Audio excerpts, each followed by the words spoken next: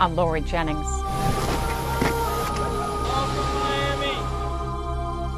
In South Florida, if you have any doubt that your donations are making it here to Haiti, have no fear. Look at this: rice, water, the bare essentials, Quaker oats, food, medical supplies. We've seen boxes and boxes of diapers.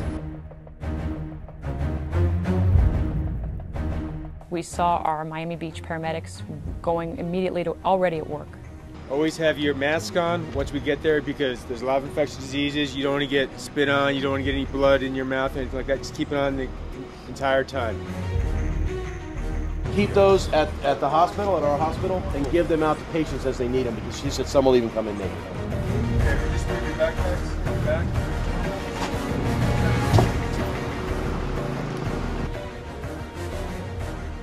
Nurses, the doctors from Miami.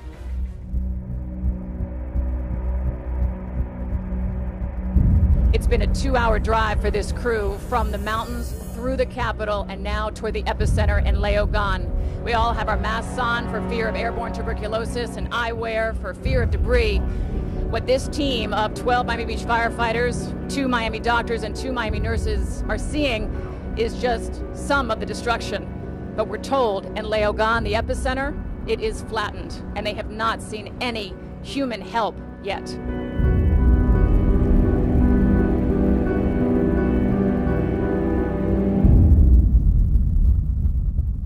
Dr. Pierre, we're just coming into Leogán, the epicenter. What have you seen already? We've seen cracked roads. We've seen most of the houses are destroyed.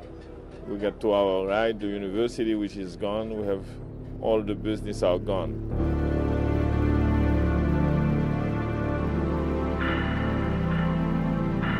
Yeah, they say they don't think anybody's alive.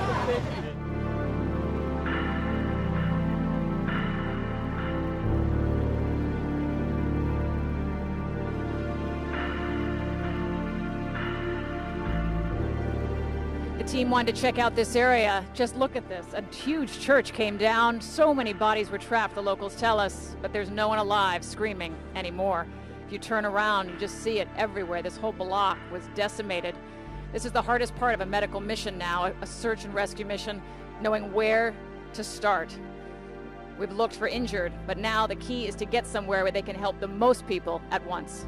Hold up, don't go in. Don't go in yet. Guys, let us go first.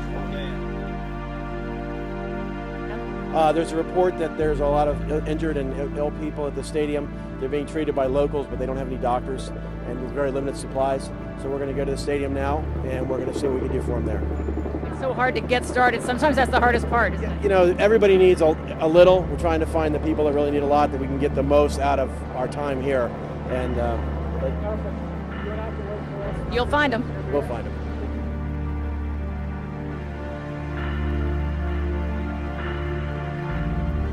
They found a hospital, ironically, just 5 minutes from the airport they flew into.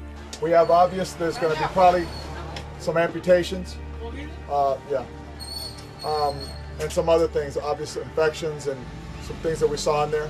Hospital Bernard Muse. It says Pavilion for the Poor. We walked up to the gate, and as soon as you walked inside, there was just this open courtyard of the hospital. It was more gore than I'd ever seen in my life. I don't know what other word to use. It was horrible. I put my mask on. My photographer was right behind me. The screams were just everywhere. The first thing we saw were 2 women just on the ground. One had like half of a thumb that looked like it had been brutally amputated in some way. It was totally infected and swollen. The doctors were pouring hydrogen peroxide on it. 3 paramedics were holding her hand, trying to keep her still. She was screaming in pain. They were trying to clean it out. And right next to her was a woman whose entire forearm, from elbow to hand, was just swollen beyond belief. It was like a big club. All the skin was ripped off. There were maggots and flies. She was screaming in pain when they worked on it. But honestly, she just sat there so still, so just numb, I think. I can't even imagine dealing with that kind of pain and that deep of an infection, probably since the quake. It had been 8 or 9 days. And she was living like that with no antibiotics, nothing. She'll be lucky if she doesn't die from that.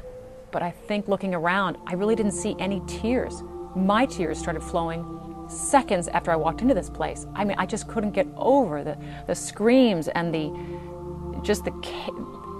numbers of people that needed care. And it was just so sad to see all at once, and to think that that is just one little spot, and that the problem is exponential beyond that, mostly with these body parts. People are losing body parts, or they need to lose a body part before they die. And I think that's a big part of what people don't understand, is that now, a week after the quake, 4 and 5 days after these makeshift amputations, either from being stuck in a building or having to have someone cut off your part of your arm or leg or a limb with some machete or some other type of knife that was laying around, infections are running rampant. And that's what hit us so hard. And our team, our local team, they just saw infections everywhere.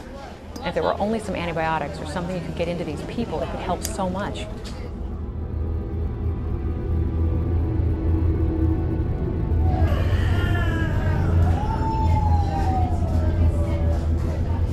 I've been prepared to see anything, but this is just like, wow, this is the whole entire place here is screaming. There's amputations going on without anesthesia. They come in here with, bandages that haven't been cleaned in a week. We open the bandages, we find like 1,000 maggots in their arms. I've never seen anything like this in my life.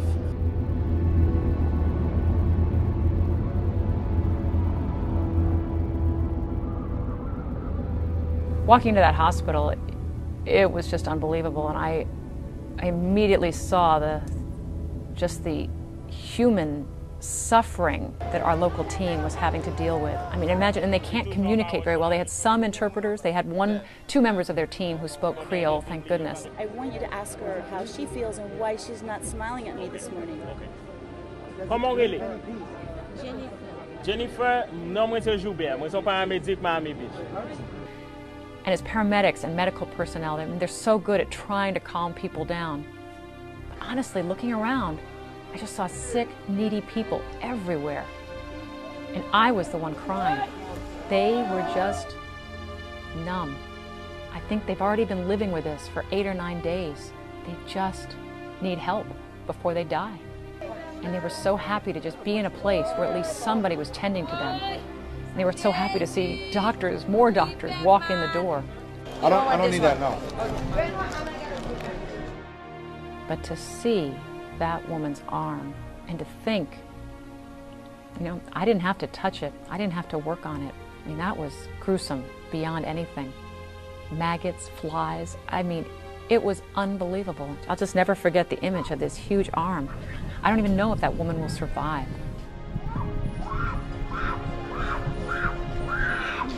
One of the Miami Beach paramedics just said to me, "I am never going to be the same. Are you?" I said, "No. I think our local crew has found their calling. They're going to be busy for a long time." Well, when we were there, we saw a woman in labor, and one of the Miami nurses was helping her. She was moaning in pain. The woman was pregnant. She didn't look that far along. She was moaning in pain. Whoa! By the time we had flown home, I had got an email and a picture that woman had given birth, that our Miami team had helped deliver a healthy baby. It was a ray of hope among all that human suffering. And then 24 hours later, I get an email saying the mother abandoned the baby, and now they have an orphaned 1-day-old baby. You searched all day yesterday. We were with you on the bus for 8 hours looking for a place where they needed you. And how did this finally come about? The news, thank God, thank you. You put it out there, Shako Bakilo. We just need to see the x-ray so we can make a...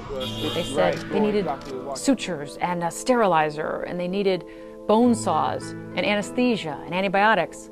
And then he said incinerator, critical. She tells me they have a lot of bodies there and a lot of people dying that they need to burn. Ugh. That's the really sad part of this. I mean, there's just no record of lives lost. Lives are just taken, and now they're just disposed of, and life has to go on. this is one tiny little hospital. This is an endless amount of destruction. And you can multiply this by 1,000, and I wouldn't be exaggerating. And your surgeons are already inside doing surgeries? Yeah, some of the ones that came on the plane, you know, are inside doing amputations, so that's what you hear the screams. When you see that kind of, that level of human suffering and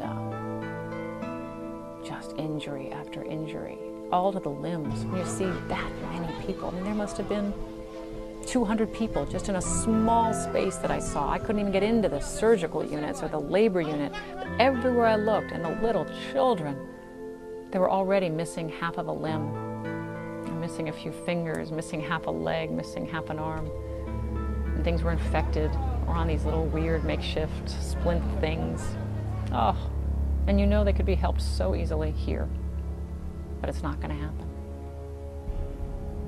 And then to think, even if they survive their injury, are they ever going to have enough food or water? What strikes you most here is the people seem so strong. There's pain and screaming and agony. But the tears come from the Americans who are just seeing this for the first time. Like me, like this Miami Beach and Miami team. These people are no longer crying. They've lived this hell for over a week. They just want medical care if it's not too late. And while you're there, you can't, when you see that kind of thing, everything in you wants, you want to give every person you see, especially the children, you want to give them something, either a mask or some clothing or a granola bar or something. You want to give them something. But you're so afraid of causing mass chaos, causing a mob scene, because everybody's starving. It's so hard to try to just help one person. But that's why at least when we got to the hospital and it was a little more confined, I could just start emptying out my bags. I had been lugging around 2 big bags for 3 days, but I found the right place, it felt like, to give things away. These families, and they needed something, so I just started handing out everything I brought from my bag, from, granola bars and pretzels and food and Gatorade and water, to toilet paper and paper towels and ibuprofen and anything I could think to just, I gave the ibuprofen and other things, all kinds of medicines I had, to the nurses there. They said, we'll use everything, we'll take anything you have, we'll use it. Just start handing things out.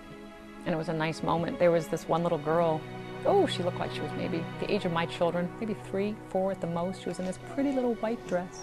And they wheeled her in this little crib out of the children's area, out into the courtyard. They loaded her onto the back of a pickup truck. And they just had a piece of paper on her chest, and it said X-ray and something else. But when she got out there, I found another doctor just saying, okay, who is she? What does she need? Why is she not sitting up? I mean, is her back broken? What's going on? I mean, it was just so hard to communicate. But they were trying to figure out what was going on before they moved her. And I was able to reach in my bag, and I just handed her this silly little Dora Diego toothbrush I had. It was brand new, and some new little kids' toothpaste and some food I had. And we just shared a little wave, and I was like, hello. And I put my mask down, and we said, hello. And she just smiled and waved, and we blew kisses back and forth with each other. And her mother smiled. And her mother looked up at me, and it was very funny how she counted. She said like this. She wrote like this. And I said, 7? You mean 7 children? And she nodded. And I said, 2. I have 2. And very interesting, just so different, such a different world. But mothers caring for their babies, that's universal.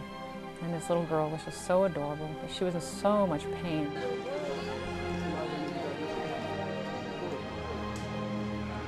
If anything, if you could just distract them and keep their mind on something else for even 30 seconds, maybe you've done a little good. Because it has moved me forever. It's changed me forever, no doubt. And then coming home, can't wait to get a shower and get in your own bed, and you jump right back into your own life and your own schedule, and God, it feels kind of wrong. Just, you don't know if you'll ever feel quite right again when you know the reality that's going on in another part of the world that's only an hour and a half from here.